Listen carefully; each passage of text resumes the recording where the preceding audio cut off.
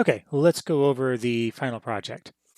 Now, I'm not going to go over read through the entire project document. This has been posted up on Blackboard since day one.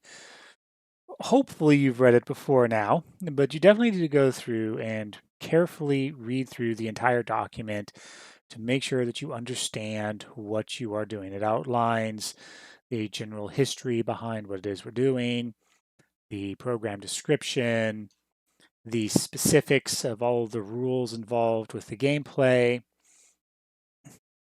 And then the section that I want to go over the most is the grading section here, because I want to make sure you understand clearly how I'm going to be grading this project. And then after we're done going over grading, I'm going to run through a couple of cycles of my code so you can see what some sample outputs would look like. Okay, so to get a C, your program needs to implement all the rules as outlaid in this document. No bugs, no crashes, and it works with perfect inputs. In other words, I won't deliberately give things out of bounds. I won't try to type in two, literally TWO instead of the number two, things like that. I won't put in negatives when you don't expect negatives, so on and so forth. Perfect inputs, like we've done for most of our other projects so far this semester. In addition, you're not using loops or user-created functions, and no, a main does not count as a function. To get a B, as above, plus invalid inputs will not cause a crash or other bugs. So in other words, if I give out of range numbers, if I type in letters or nonsense, the game will not crash. It will just simply ask the user to re-enter those values before continuing on. But you are still not using functions. Notice that the wording about loops is no longer here. There's literally no way that you can handle invalid inputs without using loops. It cannot happen. And then finally, if you want an A, as above, but now you're using functions, at least two. Now use common sense with the functions. If you have a function whose sole job is to print a static message, no calculations, no if statements, nothing. It's a function call that has a single print statement in it. No, that does not count as a function. So use common sense. The function has to do something. As a point of reference, in my code, I have 7 functions, not including main. Now, this doesn't mean that that's the ideal number of functions or anything like that. Honestly, I probably went a little overboard with my functions. This is to give you a reference point. Coming up with 2 functions is not a particularly challenging task for this project. And then finally, if you want to show off in Flex, put a file, have it load in from a file, all of the static values. So percent chance for plague, percent chance for rats, the minimum land value, maximum land value, etc. All of those static values that are outlined above, have those in a separate file. Now, I do want to stress, this is optional. It is not worth any points.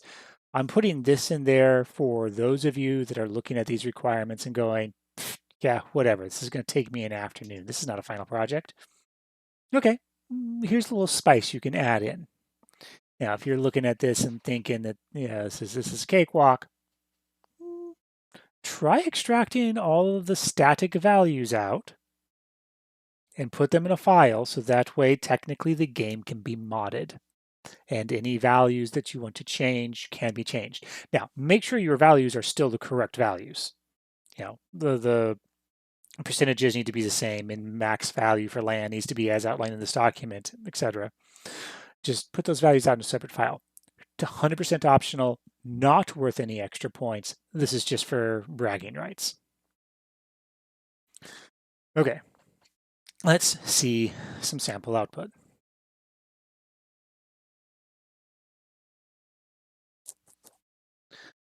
All right, so obviously I'm not going to scroll through and show my code. You do get to see the last 5 lines of my code. So if that's going to help you out, so be it. As you can see, I've got 200 lines of code. So it's not that the project is necessarily hard. Like I fully expect that like a single day, a single Saturday could probably get the skeleton in. Where most of your time is probably going to be spent on this project is testing and debugging to make sure you have all the logic correct. So let's take a look.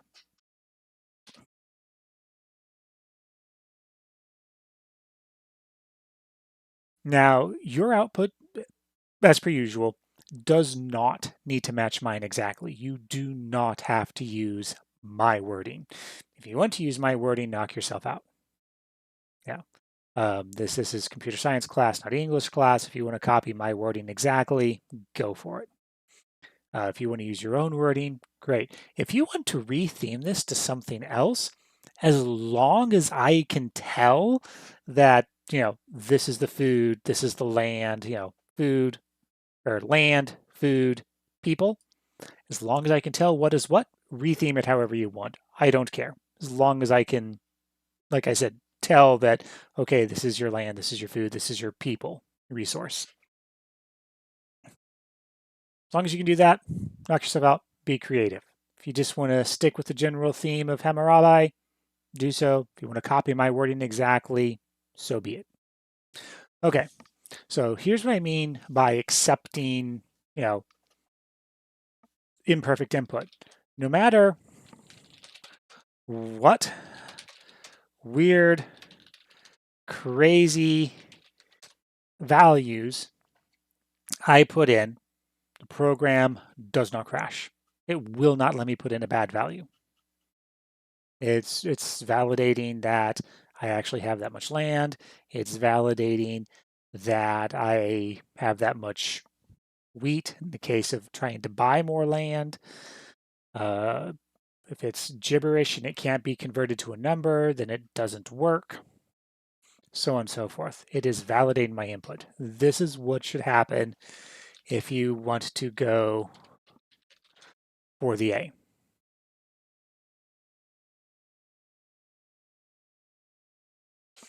And it will do this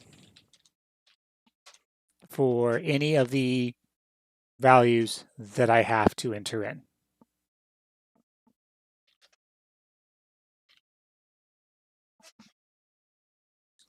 And of course, now I say of course, uh, by perfect values, I don't mean you can't die. Like, as you can see here, I didn't farm any land, I didn't give any food to the people, everybody starved, and there's no people left in the kingdom, so I got a game over. We'll talk about game overs in a moment.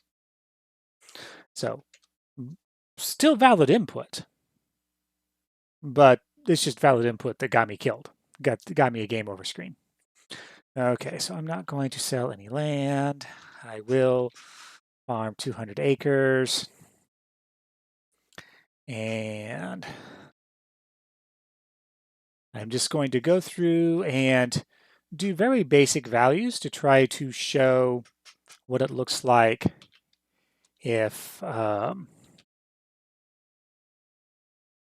right, I don't have that much. How many people do I have? I need 110. Okay.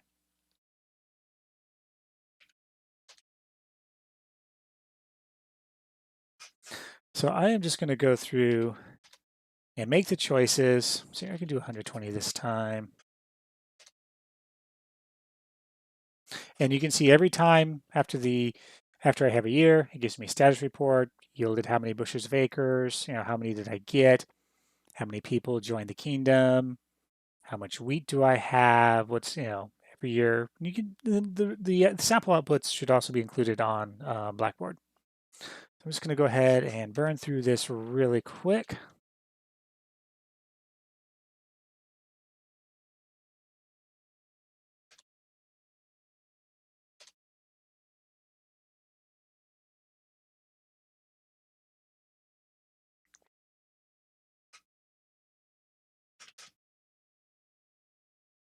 I do need to make it to turn 10.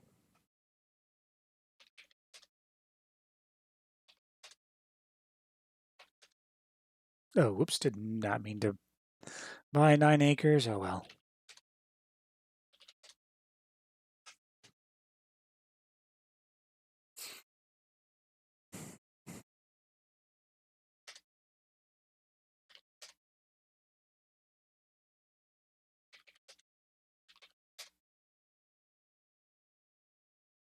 Year 9, almost there.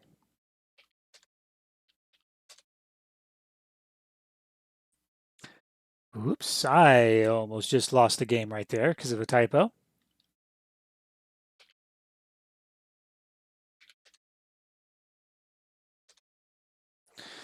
And then, hooray, I have reached the end of the game, and it's now going to give me a recap.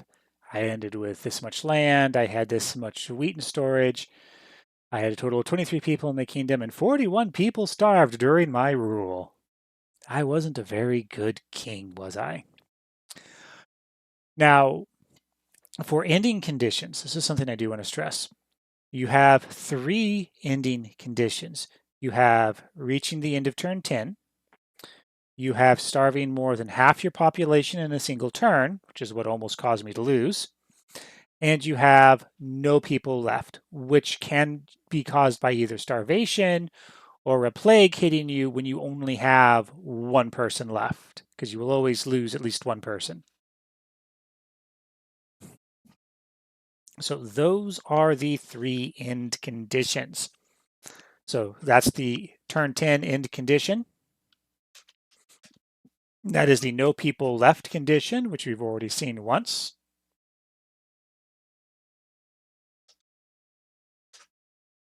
And then there we've got the you starved more than, actually it's more than 45% of your population in a single turn. Now, pay attention to the document. There is a order of preference to these because you can have all 3 of these occur in the same turn.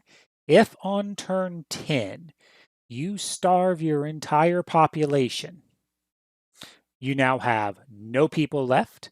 You starved more than 45% of your starting population for the turn, and you have reached turn 10. In this scenario, you don't show all 3 conditions. Notice that when I do the starve all people, I only get the one ending message. You have no people left. I don't also get the starved message.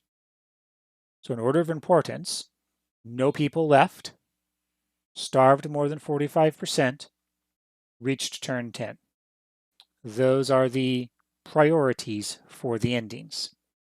So if all your people die, you show that message above all others. If you starved more than 45%, you show that above all others. And the only time you should ever show the victory screen is if you reach turn 10 and neither of the other conditions are true. This is going to involve a lot of testing. You're going to have to do a lot of runs. Couple of things that I can suggest. One, use a fixed seed. Remember, when you do random.seed, you can put a number in. Pardon me. You can put a number in. That is a good way to do testing because you're going to know exactly what all your rolls are going to be. It's like as you go through and play it and test it, you're like, okay, on this turn land's going to be this turn land's going to be that, so on and so forth. So you'll have a fixed sequence of numbers that you can test against. Another thing that you can do, but and just like the seed, you have to make sure you undo this before you submit it finally, is you can modify the percentages of things. So like pretty sure I didn't see any rats or anything.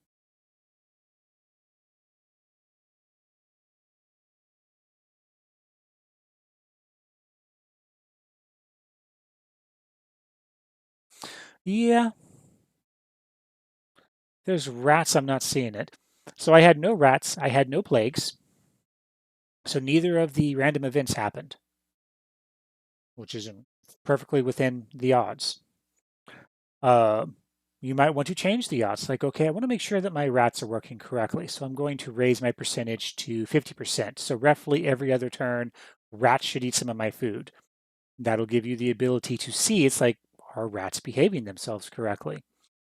Or maybe after I do that, set it up to 50% for the plague to happen to make sure that the plague is triggering correctly.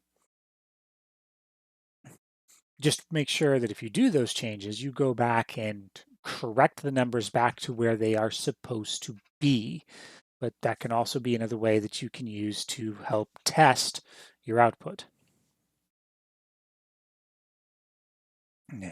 And that's pretty much it. Again, I want to stress, read over this document. It's been uploaded on Blackboard since the start of the semester. Read through it carefully.